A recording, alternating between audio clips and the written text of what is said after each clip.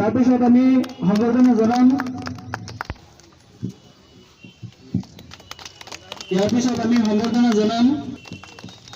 আমাৰ কাম হ'ব সমাজৰ বিভিন্ন কুসংস্কাৰসমূহ সমাজৰ পৰা দূৰ কৰা, লগতে বিভিন্ন আপোনাৰ যিসকল মেধাৱী ছাত্ৰ ছাত্ৰী তেওঁলোকৰ মাজত আছে আমি তেওঁলোকক ইমান সময় দিব পাৰিছিলোঁ, কিন্তু ইয়াত আমাৰ যিবোৰ অধিবক্তা বহি আছে তেওঁলোকে মানে এইটো এক্সপেক্ট কৰাটো আই থিংক অন্যায় হ'ব তেওঁলোকৰ ওপৰত। বলে আমি হামদৰ্দৰ উদ্যোগত আজি এই সংবিধান সভাৰ উদ্বোধন কৰিলোঁ আৰু ভৱিষ্যতে আমাৰ পৰিকল্পনা আছে যাতে ইয়াৰ জৰিয়তে আমি দুৰ্বল মানুহৰ কাৰণে কাম কৰিব পাৰোঁ আৰু মানে যিখিনি বঞ্চিত দুখীয়া মানুহ তেওঁলোকৰ মানৱ অধিকাৰ সম্পৰ্কত আমি যাতে সজোৰে মানে মাত দিব পাৰোঁ সেইটোৰ কাৰণে চেষ্টা কৰিম।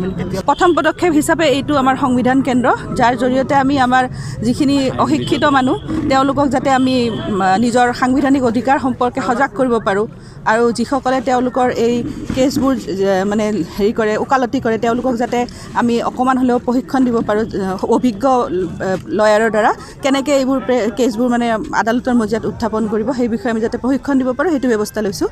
লাহে লাহে আমি পৰ্যায়ক্ৰমে আৰু আগবাঢ়ি যাম। কেনেকৈ বিভিন্ন আমাৰ এজেণ্ডা বহুত মানে সমাজৰ অশিক্ষিত দুখীয়া মানুহৰ কাৰণে কাম কৰাৰ এজেণ্ডা, গতিকে সেই ক্ষেত্ৰত কি ল'ব পাৰি কি ব্যৱস্থা ল'ব পাৰি আমি সেইটো চিন্তা কৰি যাম পৰৱৰ্তী পৰ্যায়ত।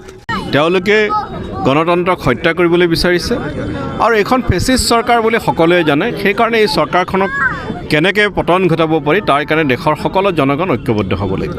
বিজেপিক প্ৰতিৰোধ কৰাৰ কাৰণে 6টা দল ঐক্যবদ্ধ হৈছোঁ। তেওঁলোকতো ঐক্যবদ্ধ হৈছে কেইবাটাও দল। অগপ আছে, আগতে BPF আছিল, তেওঁলোকৰ লগত এতিয়া UPPLক লৈছে। নিৰ্বাচনী ৰাজনীতিত বিভিন্ন সময়ত মিত্ৰ শক্তি সলনি হয়, সেইটো ডাঙৰ কথা নহয়। কিন্তু মোৰ ধাৰণা যে হিমন্ত বিশ্ব শৰ্মা শংকিত হৈ পৰিছে আৰু সেইকাৰণে আবোল তাবোল বকিবলৈ আৰম্ভ কৰিছে। এইটোতো হিমন্ত বিশ্বৰ নিচিনাতো আমাৰ কংগ্ৰেছৰ মানুহবোৰ সাম্প্ৰদায়িক নহয় আৰু কংগ্ৰেছে ইনক্লুচিভ ৰাজনীতিত বিশ্বাস কৰে। হিন্দু, মুছলমান, খ্ৰীষ্টান, শিখ সকলোকে সামৰি লৈ ৰাজনীতি কৰাত বিশ্বাস কৰে। সকলো লোকৰ আজি দেশৰ স্বাধীনতা কোনে আনিলে? কংগ্ৰেছে আনিলে। গতিকে কংগ্ৰেছ চৰকাৰৰ দিনত সকলো লোক সুৰক্ষিত অনুভৱ কৰে। গতিকে হিমন্ত বিশ্ব শৰ্মা ডাঙৰীয়া আচলতে উন্মাদ হৈ পৰিছে মই ভাবোঁ।